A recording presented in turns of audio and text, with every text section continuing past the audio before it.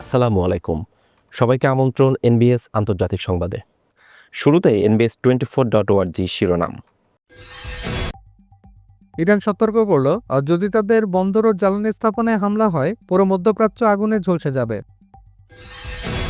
মার্কিন সিনেটরের উল্টো বার্তা, ইরান স্থলবাহিনী পাঠানোর দরকার নেই, যুদ্ধ আরও দীর্ঘ হবে। ইরান যুদ্ধে শেষ কবে, হারে অনুভব করেই জানবেন ট্রাম্প, প্রতিক্রিয়ায় বিশ্ব উদ্বিগ্ন। গাজায় ইসরায়েলের গণহত্যার বিরুদ্ধে নেদারল্যান্ডস ও আইসল্যান্ডও আদালতে লড়াইয়ের ঘোষণা। মধ্যপ্রাচ্যে যুদ্ধবন্দী মেরিন সেনা মোতায়েনের প্রস্তুতি, ইরানের জন্য হুমকিস্বরূপ পেন্টাগনের পরিকল্পনা। ইরানের সর্বোচ্চ নেতার স্ত্রী বেঁচে আছেন, যুক্তরাষ্ট্র ইসরায়েলে হামলার গুজবে ভেঙে দিলেন ফার্স নিউজ। এবং মোস্তফা খামেনি দুবার হামলা থেকে বেঁচে গেছেন, ইরানে এমপি প্রকাশ করলেন চাঞ্চল্যকর তথ্য। দর্শক, এতক্ষণ শুনছিলেন শিরোনাম, এবার বিস্তারিত। দর্শকের ভিডিওটিতে লাইক দিবেন এবং আপনি কোন স্থান থেকে শুনছেন অবশ্যই কমেন্ট করে জানাবেন। খবর পড়ছি আমি ফজলে রাব্বি। ইরান সতর্ক করল, যদি তাদের বন্দর ও জ্বালানি স্থাপনায় হামলা হয় পুরো মধ্যপ্রাচ্য আগুনে ঝলসে যাবে। ইরানের গুরুত্বপূর্ণ সমুদ্র বন্দর এবং জ্বালানি অবকাঠামোতে যে কোনো ধরনের সম্ভাব্য হামলার বিষয়ে যুক্তরাষ্ট্র ইসরায়েলকে কঠোর হুঁশিয়ারি দিয়েছে খাতাম আল আম্বিয়া সেন্ট্রাল হেডকোয়ার্টার্স। শুক্রবার এক বিবৃতিতে তেহরান স্পষ্ট করে জানিয়েছে, ইরানের উপর সামান্যতম আক্রমণ চালানো হলে তার পরিণাম হবে ভয়াবহ এবং পুরো অঞ্চলে তেল ও গ্যাস ক্ষেত্র আগুনের শিখায় পরিণত হবে। আর বিবৃতিতে বলা হয়েছে, আর যারা ইরানের উপর আগ্রাসন চালাবে তাদের ঠিক সমপরিমাণ এবং বিধ্বংসী প্রতিশোধের মুখোমুখি হতে হবে। এই সতর্কবার্তাটি কেবল সরাসরি আক্রমণকারী দেশগুলোর জন্যই নয়, তাদের মিত্র দেশগুলোর প্রতিও সমানভাবে প্রযোজ্য হবে। ইরান হুঁশিয়ারি দিয়ে জানিয়েছে, আর যদি তাদের জ্বালানি খাত বা বন্দরগুলোতে কোনো আঘাত আসে, তবে অঞ্চলে অবস্থিত যুক্তরাষ্ট্র ও পশ্চিমা দেশগুলোর স্বার্থ সংশ্লিষ্ট সমস্ত তেল গ্যাস অবকাঠামো ধ্বংস করা হবে। আর বিবৃতিটি শেষ অংশে বলা হয়েছে, আর যে কোনো উস্কানির ক্ষেত্রে ইরানের প্রতিক্রিয়া হবে চরম, আর যা পুরো মধ্যপ্রাচ্যে স্থিতিশীলতা প্রভাবিত করবে। মার্কিন সিনেটরের উল্টো বার্তা, ইরান স্থলবাহিনী পাঠানোর দরকার নেই, যুদ্ধ আরও দীর্ঘ হবে।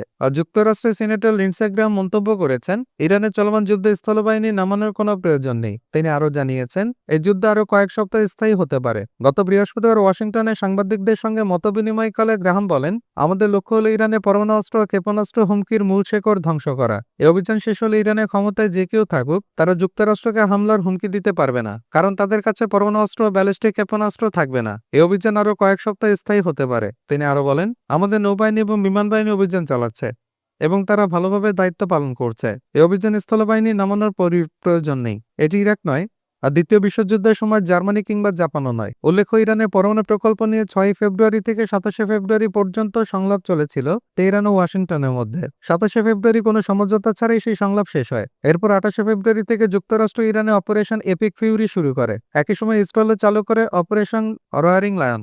আর যুদ্ধের প্রথম দিনে 28 অক্টোবর নিহত হন ইরানের সর্বোচ্চ নেতা আয়াতুল্লাহ আলী খামেনি সহ অন্তত 40 বেসামরিক ও সামরিক শীর্ষ কর্মকর্তারা। ইরানের প্রতিক্রিয়া হিসেবে ইসরায়েল ও মধ্যপ্রাচ্যের উপসাগরীয় অঞ্চলের 6টি দেশে সৌদি আরব, কাতার, কুয়েত, বাহরাইন, সংযুক্ত আরব আমিরাত ও ওমান স্থিত মার্কিন সেনাঘাঁটিগুলো এবং বিভিন্ন বেসামরিক স্থাপনায় দফায় দফায় ড্রোন ও ক্ষেপণাস্ত্র নিক্ষেপ করেছে ইরান। ইরান যুদ্ধে শেষ কবে, হারে অনুভব করেই জানবেন ট্রাম্প, প্রতিক্রিয়ায় বিশ্ব উদ্বিগ্ন। আর যুক্তরাষ্ট্রের প্রেসিডেন্ট ডোনাল্ড ট্রাম্প বলেছেন, ইরানের সঙ্গে চলমান যুদ্ধ কখন শেষ হবে তা তিনি নিজের হারের ভেতরে অনুভূতি থেকেই বুঝবেন। আর যুদ্ধের সময়সীমা নির্ধারণে তিনি ব্যক্তিগত অনুভূতির উপর নির্ভর করার কথা জানিয়েছেন। শুক্রবার 17 মার্চ দ্য ব্রায়ান কিলমিটি শোতে দেয়া একটা টেলিফোন সাক্ষাৎকারে মন্তব্য করেন ট্রাম্প। সাক্ষাৎকারটি সম্প্রচার করেছে মার্কিন সংবাদ মাধ্যম ফক্স নিউজ রেডিও। উপস্থাপক জানতে চাইলেও ট্রাম্প বলেন, যখন আমি যুদ্ধ শেষ হওয়ার অনুভূতি পাবো, ঠিক আছে, আমার হাড়ের ভেতর থেকে তা স্পষ্ট হবে। তবে তিনি একই সাক্ষাৎকারে ইঙ্গিত দিয়েছেন, এই সংঘাত হয়তো দীর্ঘ সময় স্থায়ী হবে না। ট্রাম্প বলেন, আমি মনে করি না যুদ্ধ শেষ হতে খুব বেশি সময় লাগবে। গত 28 ফেব্রুয়ারি থেকে যুক্তরাষ্ট্র ইসরায়েল যৌথভাবে ইরানের বিরুদ্ধে সামরিক অভিযান শুরু করার পর উত্তেজনা দ্রুত বেড়েছে।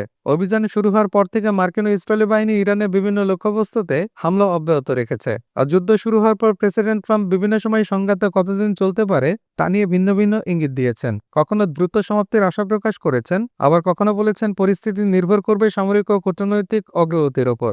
বিশ্লেষকদের মতে ট্রাম্পের এই মন্তব্য কৌশলগত সময়সূচি প্রকাশ না করে বরং ব্যক্তিগত মূল্যায়নের উপর নির্ভরতার ইঙ্গিত দিয়েছে। এর ফলে সংঘাতের ভবিষ্যৎ নিয়ে অনিশ্চয়তা থেকেই যাচ্ছে। মধ্যপ্রাচ্যে চলমান উত্তেজনা ইতিমধ্যে আঞ্চলিক নিরাপত্তা ও বৈশ্বিক রাজনীতিতে নতুন উদ্বেগ তৈরি করেছে। আর যুক্তরাষ্ট্র, ইসরায়েল এবং ইরানের মধ্যে সংঘাত কত দ্রুত কমবে, এখন আন্তর্জাতিক সম্প্রদায়ের অন্যতম বড় প্রশ্ন হয়ে দাঁড়িয়েছে। গাজা ইসরায়েলে গণহত্যার বিরুদ্ধে নেদারল্যান্ডস ও আইসল্যান্ডের আদালতে লড়াইয়ের ঘোষণা। গাজা সংগঠিত গণহত্যার কারণে আন্তর্জাতিক বিচার আদালত আইসিজে ইসরায়েলের বিরুদ্ধে মামলা করা হয়েছে আর দক্ষিণ আফ্রিকার উদ্যোগে। এবার সেই মামলায় নেদারল্যান্ডস ও আইসল্যান্ডও যোগ দিয়ে লড়াইয়ের ঘোষণা দিয়েছে। শুক্রবার 13 মার্চ মিডল ইস্ট মনিটর জানায় আইসিজে বৃহস্পতিবার 12 মার্চ এই তথ্য নিশ্চিত করেছে। নেদারল্যান্ডস বলেছে জোরপূর্বক বাস্তুচ্যুতি, অনারবিষ্ট এবং প্রাণ সহায়তা অস্বীকার করা এবং শিশুদের বিরুদ্ধে সংগঠিত অপরাধ এসবকে গণহত্যার কাজ হিসেবে বিবেচনা করা যেতে পারে। তাদের মতে এসব কর্মকাণ্ড গণহত্যার উদ্দেশ্যে প্রমাণে গুরুত্বপূর্ণ ভূমিকা রাখতে পারে। আর দুটি দেশে গণহত্যা প্রতিরোধ ও শাস্তি সংক্রান্ত কনভেনশনের সদস্য। চুক্তি অনুযায়ী কোনো মামলায় চুক্তি সম্পর্কিত প্রশ্ন উঠলে স্বাক্ষরকারী দেশগুলো আদালতের কার্যক্রমে যুক্ত হতে পারে। নেদারল্যান্ডস আরও বলেছে শিশুদের বিরুদ্ধে সংগঠিত অপরাধ আলাদাভাবে মূল্যায়ন করা উচিত, কারণ শিশুদের লক্ষ্য করে করা অপরাধে গণহত্যার উদ্দেশ্য প্রমাণে অত্যন্ত গুরুত্বপূর্ণ হতে পারে। আইসল্যান্ডে তাদের জমা দেওয়া বক্তব্যে উল্লেখ করেছে গণহত্যার উদ্দেশ্যে নির্ধারণে সীমাবদ্ধ থাকা উচিত নয়।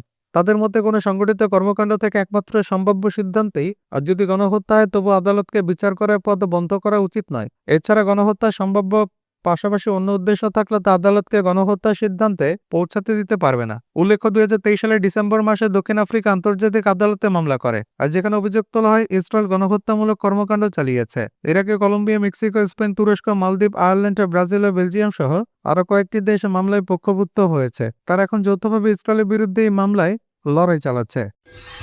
মধ্যপ্রাচ্য যুদ্ধবন্দী মেরিন সেনা মোতায়েনের প্রস্তুতি, ইরানের জন্য হুমকি স্বরূপ পেন্টাগনের পরিকল্পনা। আর যুক্তরাষ্ট্রের পেন্টাগন মধ্যপ্রাচ্যে একটি মেরিন এক্সপেডিশনারি ইউনিট MEU মোতায়েন করতে যাচ্ছে। এই দ্রুত প্রতিক্রিয়াশীল ইউনিটে সাধারণত প্রায় 2500 মেরিন ও নৌসেনা থাকে। আর বিষয়টি নিশ্চিত করেছেন 3 জন পেন্টাগন কর্মকর্তা CNN-কে। পেন্টাগন এখনও বিস্তারিতভাবে জানায়নি এই ইউনিটে কোন ধরনের মিশনে ব্যবহার করা হবে বা কোন স্থানে মোতায়েন করা হবে। তবে সামরিক ইতিহাসে দেখা যায় MEU-তে সাধারণত বড় ধরনের উচ্ছেদ অভিযান এবং উভচর অভিযানের মতো অত্যন্ত সংবেদনশীল মিশনে অংশ নেবে। উভচর অভিযানে জাহাজ থেকে উপকূলে সেনা আর যানবাহন ও রসদ স্থানান্তর করতে হবে, যার মধ্যে শত্রু অবস্থানে আচমকা হামলা এবং সরাসরি আক্রমণ অন্তর্ভুক্ত থাকতে পারে। MEU একটি স্বয়ংসম্পূর্ণ যুদ্ধ ইউনিট। এতে আছে নিজস্ব স্থলযুদ্ধ বাহিনী, গ্রাউন্ড কমব্যাট এলিমেন্ট এবং বিমান যুদ্ধ বাহিনী, এভিয়েশন কমব্যাট এলিমেন্ট, যা যেকোনো প্রতিকূল পরিস্থিতিতে দ্রুত এবং কার্যকরভাবে কাজ করতে সক্ষম।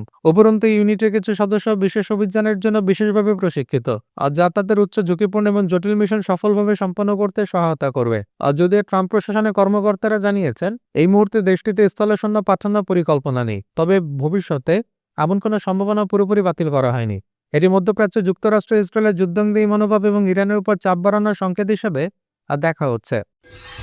ইরানের সর্বোচ্চ নেতার স্ত্রী বেঁচে আছেন, যুক্তরাষ্ট্র ইসরায়েলের হামলার গুজব ভেঙে দিলেন ফার্স্ট নিউজ। ইরানের সদ্যপ্রয়াত সর্বোচ্চ নেতা আয়াতুল্লাহ আলী খামেনির স্ত্রী মনসুরে খোজাস্তে বাগরজাদে বেঁচে আছেন। আর দেশটির রাষ্ট্রীয় গণমাধ্যম এই তথ্য নিশ্চিত করেছে। এর আগে তেহরানে যুক্তরাষ্ট্র ইসরায়েলের যৌথ হামলা চলাকালীন তার স্বামীর সঙ্গে তিনিও নিহত হয়েছেন এমন গুজব ছড়িয়ে পড়েছিল। ফার্স্ট নিউজ বৃহস্পতিবার 12 মার্চ জানিয়েছে বাগিরজাদে ওই হামলা থেকে বেঁচে গেছেন, তবে তিনি গুরুতর আহত হয়েছেন। আগের যে খবরগুলোতে তার মৃত্যুর কথা বলা হয়েছিল সেগুলো ভুল এবং ভিত্তিহীন। এর আগে ইরানের কয়েকটি গণমাধ্যম বলেছিল হামলায় পাওয়া আঘাতের কারণে তিনি মারা গেছেন। এমনকি তাসনিম নিউজে জানিয়েছিল তিনি কোমায় চলে গেছেন। কিন্তু ফার্স্ট নিউজ পরে জানায় প্রাথমিক আহত হওয়ার খবর ভুলভাবে ব্যাখ্যা হয় মৃত্যুর গুজব ছড়িয়েছে। মনসুরের বাগেরজাদে মাসাদে জন্ম নেওয়া। 1964 সালে মাত্র 17 বছর বয়সে তিনি আলী খামেনির সঙ্গে বিবাহ বন্ধনে আবদ্ধ হন। তাদের 6 সন্তান রয়েছে। রাজনৈতিক সংগ্রামের কঠিন সময়, কারাবাস ও নানা অনিশ্চয়তার মধ্যে খামেনি অতীতে বহুবার স্ত্রী সমর্থনের কথা কৃতজ্ঞতার সঙ্গে উল্লেখ করেছেন। মোস্তফা খামেনি দুবার হামলা থেকে বেঁচে গেছেন। ইরানি এমপি প্রকাশ করলেন চাঞ্চল্যকর তথ্য।